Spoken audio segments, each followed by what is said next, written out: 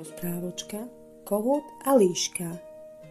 Spadala raz líška sedieť na strome kohúta a hneď sa jej začali slinky zbiehať na dobrú, vynikajúcu večeru. Ale kohút sedel príliš vysoko a líšky sa po stromoch driapať nevedia. Začala teda premýšľať, ako kohúta priláka na zem. Posadila sa pod strom a pekným hláskom sa kohútovi prihovorila.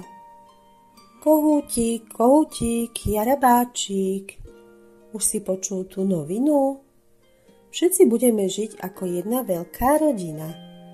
Vtáci a šelmy budú odteraz priatelia. Sám kráľ zvierat tak rozhodol. Už si nebudeme ubližovať, ja nebudem naháňať kohúty a sliepočky a vy už sa líšok nemusíte báť.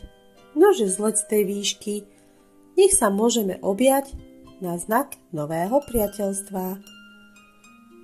Kohút bol však opatrný a takto odpovedal zaliečavej líške. Som rád a teší ma tá nová správa. Práve sa rozhľadám po okolí a vidím, že sa sem blížia aj ostatní priatelia. Uháňa sem skupinka dedinských psov. Môžem aj im povedať o tejto novinke.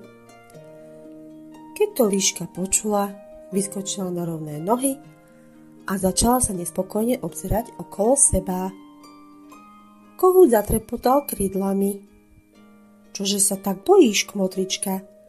Veď sme teraz všetci priatelia. No to už líška trilila do huštiny a len pomedzi zuby zavrčala. Ja to viem veľmi dobre, ale tí psi to asi ešte nevedia. A aké z toho plynie ponaučenie? Never slepo zaliečavým ľuďom.